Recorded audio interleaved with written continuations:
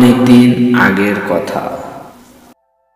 জঙ্গলে এক বাঘ কুয়োর মধ্যে পড়ে গিয়েছিল, আর সে বাঁচাও বাঁচাও করে চেঁচাতে লাগলো। তখন ওখান দিয়ে এক শিকারী যাচ্ছিল। সে বাঘের কথা শুনে সে কুয়োর কাছে গেল আর বাঘকে উদ্ধার করলো। বাইরে এসে বলল, শিকারী, তোমাকে তো খাবো। আর কেউ হলে হয়তো ছুটে পালাতো, কিন্তু শিকারী ছুটতে জানতেন না। তিনি ভারী ব্যস্ত হয়ে বললেন, এমন কথা তো কখনো শুনিনি আমি। তোমার এত উপকার করলাম আর তুমি বলছো কিনা আমাকে খাবে? এমন কাজ কি কেউ কখনো করে? বাঘ বলল, করেই শিকারী, সকলেই তো করে থাকে। শিকারী বললেন, তা কখনোই নয়। চলো দেখি তিনজন সাক্ষী জিজ্ঞেস করে তারা কি বলে। বাঘ বললেন, আচ্ছা চলুন, আপনি যা বলছেন সাক্ষীরা যদি তাই বলে আমি আপনাকে ছেড়ে দিয়ে চলে যাব, আর যদি তারা আমার কথা ঠিক বলে তবে আপনাকে ধরে খাবো। সাক্ষী খুঁজতে দুজনে মাঠে গেলেন।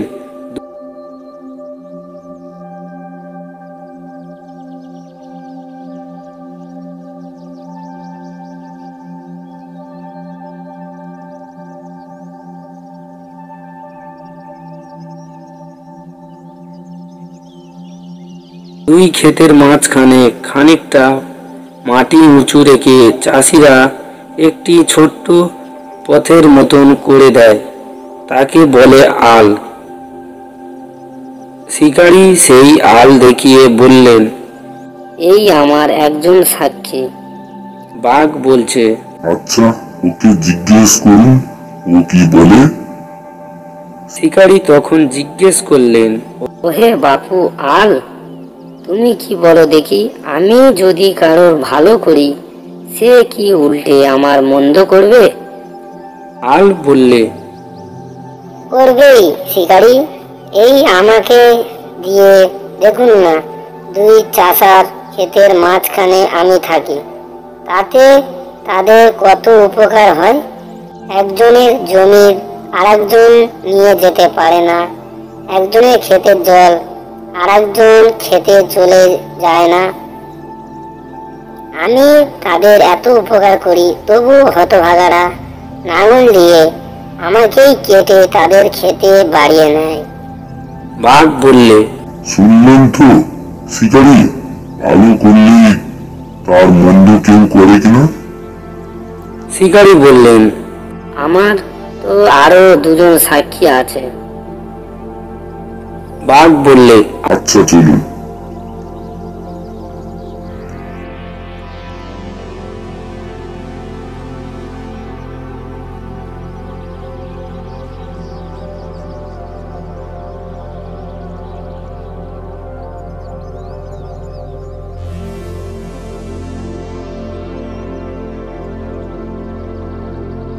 মাঠের মাঝখানে একটা বটগাছ ছিল। শিকারী তাকে দেখিয়ে বললে, ওই আমার আরেকজন সাক্ষী। বাঘ বললে, আচ্ছা, ওকে জিজ্ঞেস করুন দেখি ও কি বলে। শিকারী বললেন, বাপু বটগাছ, তোমার তো অনেক বয়স হয়েছে, অনেক দেখেছো শুনেছো, বলো দেখি উপকার যে করে তার অপকার কি কেউ করে? বটগাছ বললেন, তাই তো লোকেরা আগে আমার ছায়ায় বসে ঠান্ডা হয়েছে, আর আমাকেই খচিয়ে আমার আটা বার করেছে, আবার সেই আটা রাখার জন্য আমারই পাতা ছিঁড়েছে, তারপর সেই দেখুন আমার ডাল ভেঙে নিয়ে চলেছে। বাঘ বললে, কি শিকারী, ও কি বলছে। তখন শিকারী তো মুশকিলে পড়লেন, আর কি বলবেন ভেবে ঠিক করতে পারলেন না। এমন সময় সেখান দিয়ে একটা শেয়াল যাচ্ছিল। শিকারী সেই শিয়ালকে দেখিয়ে বললেন, ওই আমার আরেকজন সাক্ষী, দেখি ওকে জিজ্ঞেস করে। তারপর তিনি শিয়ালকে ডেকে বললেন, শিয়াল পণ্ডিত, একটু দাঁড়াও, তুমি আমার সাক্ষী।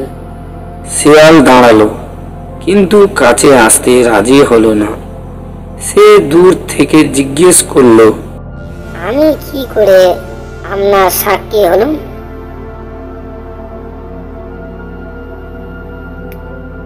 শিকারী বললেন, বলো দেখি বাপু, যে ভালো করে তার মন্দ কি কেউ করে?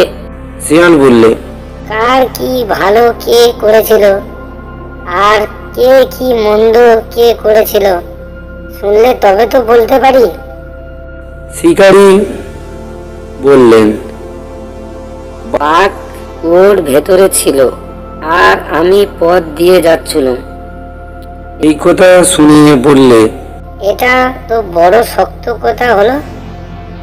সেই কুয়ো আর সেই পথ না দেখলে আমি কিছুতেই বলতে পারবো না। কাজেই সকলে আবার সেই কুয়োর কাছে আসতে হলো। শিয়াল অনেকক্ষণ সে কুয়োর চারপাশ পায়চারি করে বললে, আচ্ছা, কুয়ো আর খাঁচা বুঝতে পারছি, এখন কি হয়েছে বলুন। শিকারী বললেন, বাঘ ওর ভেতরে ছিল আর আমি পথ দিয়ে যাচ্ছিলাম। অমনি শিয়াল তাকে থামিয়ে দিয়ে বললে, দাঁড়ান, অত তাড়াতাড়ি করবেন না, একটু বেশ করে বুঝে নি। কি বললেন? বাঘ আপনার শিকারী ছিল আর পথটা খাঁচার ভেতরে দিয়ে যাচ্ছিল।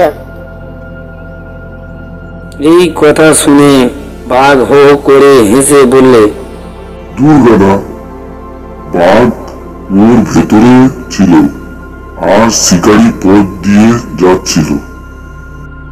শিয়াল বললে, শিকারী কুয়োর ভেতরে ছিল আর বাঘ পথ দিয়ে যাচ্ছিল।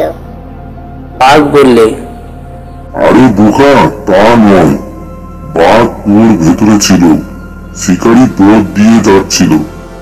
শিয়াল বললে, এ তো ভারী গোলমালের কথা হলো দেখছি। আমি কিছুতেই বুঝতে পারছি না, কি বললে? বাঘ শিকারীর ভেতরে ছিল আর খাঁচা আর কুয়ো পথ দিয়ে যাচ্ছিল। বাঘ বললে, এমন বোকা তো কোথাও দেখিনি। আরে বাঘ ছিল কুয়োর ভেতরে আর শিকারী যাচ্ছিল পথ দিয়ে। তখন শিয়াল মাথা চুলকাতে চুলকাতে বললে, না, এত শক্ত কথা আমি বুঝতে পারবো না। তৎক্ষণে বাঘ রেগে গিয়েছে। সে শিয়ালকে এক ধমক দিয়ে বললে, ও কথা তোকে বুঝতে হবে না, দেখ আমি এই কুয়োর ভেতরে ছিলাম।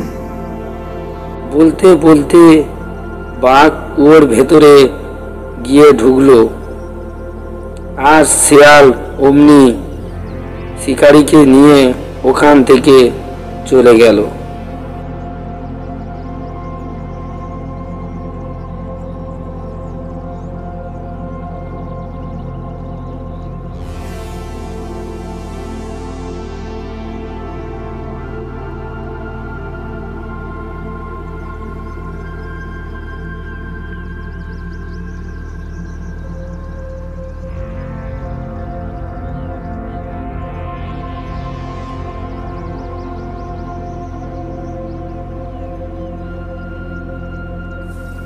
বন্ধুরা, আমার এই চ্যানেলের ভিডিওগুলো যদি তোমাদের দেখে ভালো লেগে থাকে তাহলে দয়া করে আমার এই চ্যানেলে সাবস্ক্রাইব করে দিও।